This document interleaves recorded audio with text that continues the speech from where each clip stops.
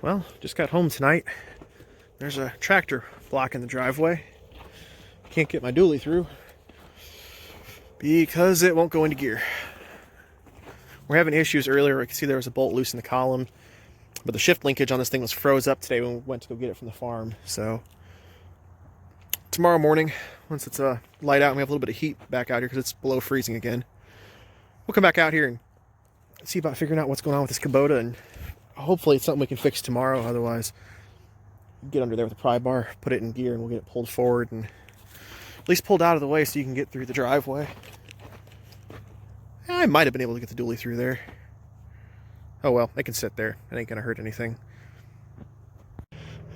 Alright, so now that it's daylight, I came out here. Absolutely no resistance at all on the shifter. Come down here, show you guys what should be actuating. Should be that near rod right there. Now I'm gonna go to actuate it. It ain't doing anything. So, shift cable's broken on this Kubota. Luckily, local Kubota dealer is open till noon, so looks like we're gonna take the hour-and-a-half drive to Kubota. Hopefully they have a cable in stock. If not, get it ordered and get it thrown around there. And I'm hoping we can get this thing swapped without dropping the fuel tank. I think we can. It's gonna take some creative long-reach pliers, I think, but I think we'll get it done. Nah, just go ahead and take it around. So, no luck on getting a cable today. Okay. I ended up just using a pry bar, pushing it into forward. So, we're not going to be able to put it in reverse like that or really do much else anything. It's just going to be drive it somewhere where it's out of the way for right now. They had to order one. Like I said, no one had it locally, so it's coming out of Alabama. So, hopefully Tuesday we'll see it, which I don't know that I'm going to be in town on Tuesday, so probably Wednesday we'll be able to get back on it and get it fixed. But at least we can get it out of the way for right now. Driveway's actually looking pretty good. I spent, between the two of us, like 6 hours on the tractor yesterday. I think I had like 5 on it. Did our driveway, neighbor's driveway, because it was supposed to get nice today. It's in the, gonna be like 42, I think. So we wanted to get as much of the snow and ice off the driveway as we could so it'd melt it quick. As you can see, the places we didn't touch, it hasn't hardly done anything. But not a big deal. I mean, just take a couple days to get some parts, get it fixed up, no problem, be good as new. Alright, so we're gonna get the Kubota disassembled today. So when parts get here, we're ready to throw this thing back together and put it back to use. One thing we noticed though, it's right here. I don't know if you guys can see that with the sun out. Pivot bolt is loose for the column. Now, I don't know that that had anything to do with helping this cable break, considering the cable was froze up the other day. It actually froze with water. But it definitely doesn't help. So I'm going to tighten that up real quick. And then we're going to start working on getting this cable out of here. Now, the first thing I see to get it out of here is right down here. We've got a retainer, which I should have done that, as it goes like that. I don't know if you guys can see that, but that's out of there now. So that's what it looks like. I hooked the wrong side of it. I wasn't paying attention. So we got that out of there. There's gonna be a washer. And then the cable will come off right here once we get the cable released down here, which I'm going to need to go grab a couple of wrenches to do that. Get a parts tray out for the parts so I can set them aside. But first things first, I already have the socket and the wrench. We're going to get this tightened up and get that set. So we're going to get the thing tightened up. One of the things I've been seeing lately, I've seen it a lot in my videos, I've seen it in Dad's. Everyone hates on these Nipex pliers wrenches. I think everyone that does has never actually used a set of these. So I've been thinking, I may go out and buy some hardware, some nuts and bolts, and we might do some testing. These versus a conventional open-end wrench. adjustable wrench, a few things like that, and show you guys where they round out fasteners, which one does what, and actually come show some of you guys that have never seen these before. Oh, that's much better. That I trust these more than I trust a combination wrench from a cheaper manufacturer. But either way, if you guys are interested, I'll go buy some hardware. We'll go torque some bolts down and start seeing where they break and round off and all that fun stuff. If not, no big deal.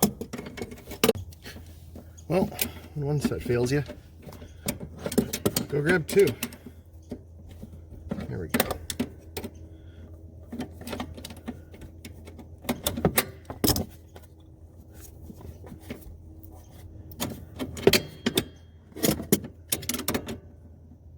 Shouldn't need to loosen this up too much. Just enough to, there we go. Get tension off so that cable can be able to move sideways.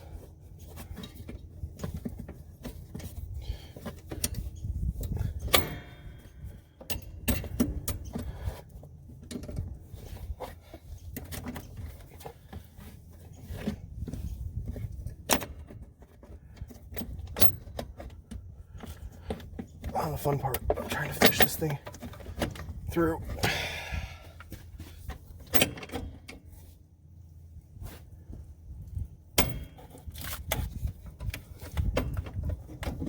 I'll tell you one thing, looking at how they've ran this, I think we're gonna route it a hair differently when we go back together with it. Possibly. That's a 10mm. Let me go grab a 10mm real quick. Pop that panel off.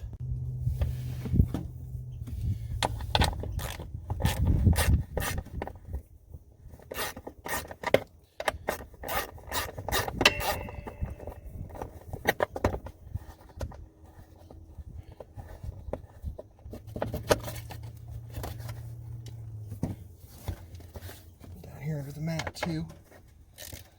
This has been gotten to in a long time.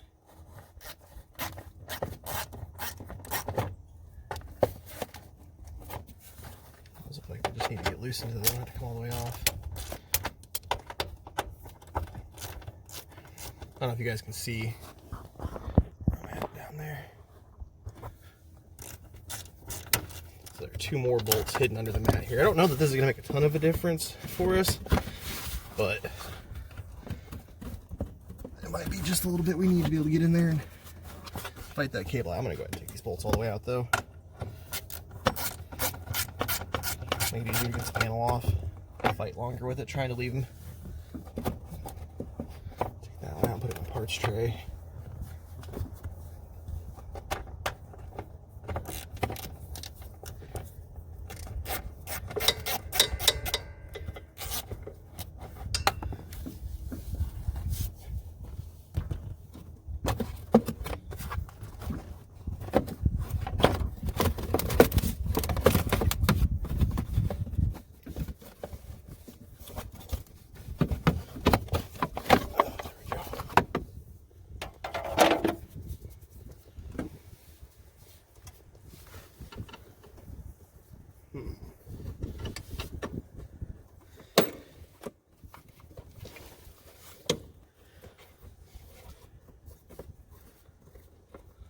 Alright,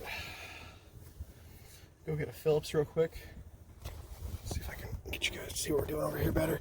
I need to get this trim panel released right through here so I can get this cable out because I need to move the cable forward to try to get it between these two hydraulic lines. When I said we're going to reroute it, I think we're going to try to route it outside of these lines, not between them. But let's see how the cable routes and see if it has smooth movement and actuation still once we do that, because there might be a reason it's there. It might bind without it. But we'll figure that out later. For right now, doesn't do us any good while you got a broken cable and we're still got to get out. So I'm going to grab a screwdriver. We'll get this off. I think we should be able to just kind of sneak the cable around and get it out.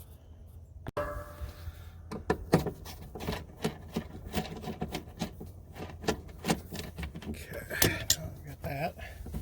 So half the dash kind of just pulls. Yep, there we go. Now,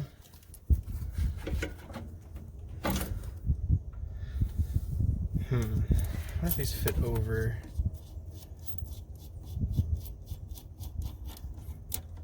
They do not.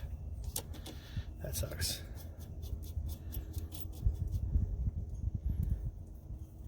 Eyelet should thread off it, but I don't want to mess with the cable length right now if I don't have to.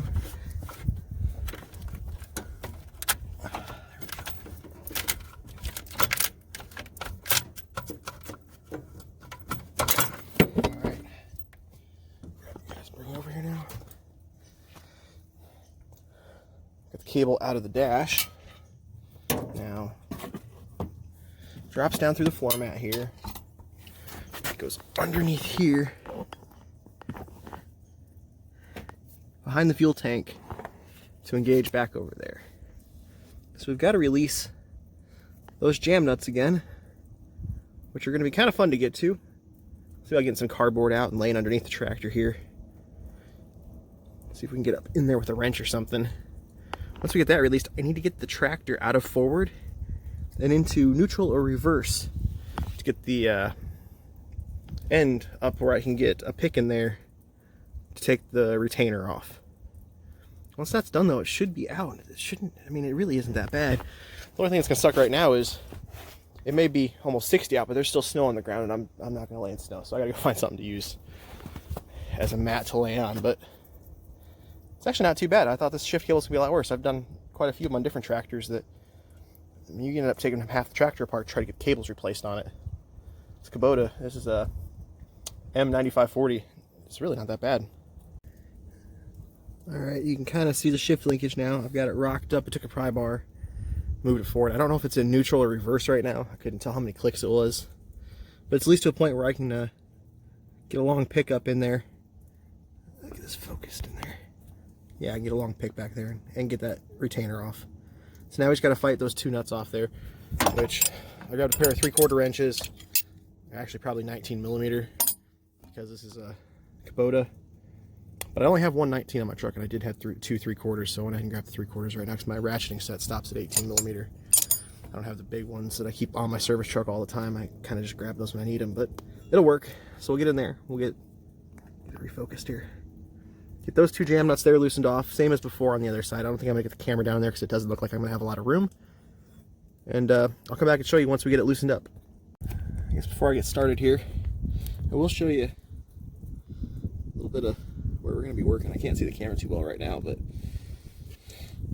right there are the two jam nuts we need to get loose. So worst case, I'll take the clutch linkage off right here, just unpin it on one side. I should be able to get my arm up in there. I don't think it's going to be a problem at all to get that pin out, which actually looks like a cotter pin that's bent over. Not a nice, easy to pull one like that on the other side. And loosen those two jam nuts up real quick. There's actually quite a bit of room. I'm pretty happy with how Kubota did this. Alright, so I got it loose, but I had to kind of change up what I was doing a little bit. I ended up having to go get a ratchet and a crow's foot to go on the outside, this side of it.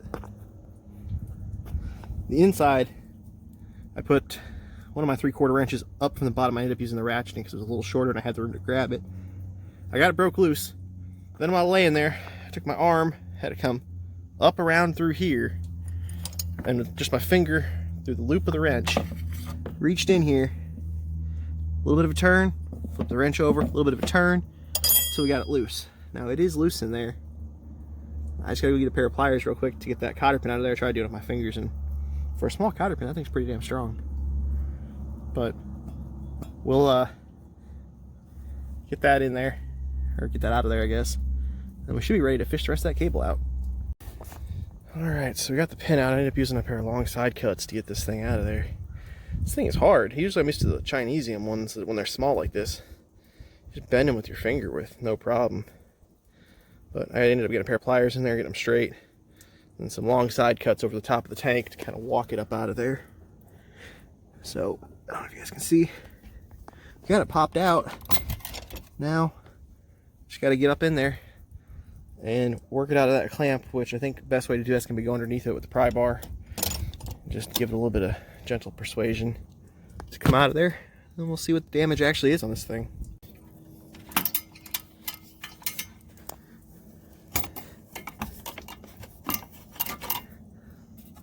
What the hell? I just had that out of there. Why'd you go back?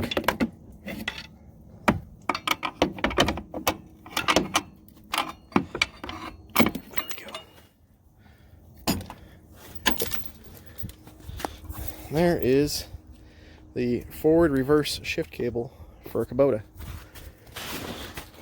And as we can see, sorry, I was looking at that, not you guys. Just go ahead and, oh, I just got smoked in the face with nasty water and, anyway, now that I need a shower, yeah, it just broke the cable off. Now, I'm going to leave this cable sitting as it is. Obviously, we're going to have to do some adjusting when we get the new one in there. But before that thing stretched and broke, it was working right. Which I have noticed the last couple times we ran this tractor, depending on how you threw it in gear, you get a little bit of grinding out of the forward reverse every now and then. And if that cable was stretched, I'm willing to bet that, that was coming from not full engagement that we were getting there. But I'm gonna go ahead and leave this thing pretty much set up the way it is and use it as a baseline to set the new cable in there. Then obviously we'll have to adjust from there with the new cable to make sure that we're getting full engagement into forward and reverse. But I'll probably go ahead and cut it here. I'll throw this video up for disassembly, and then when I get parts in next week, we'll get a video for reassembly and setting it up and all that stuff. But I'm pretty excited. This is the first tractor I've been working on since I moved down to Tennessee, and I gotta say, I've missed playing with tractors. But we'll get it fixed up.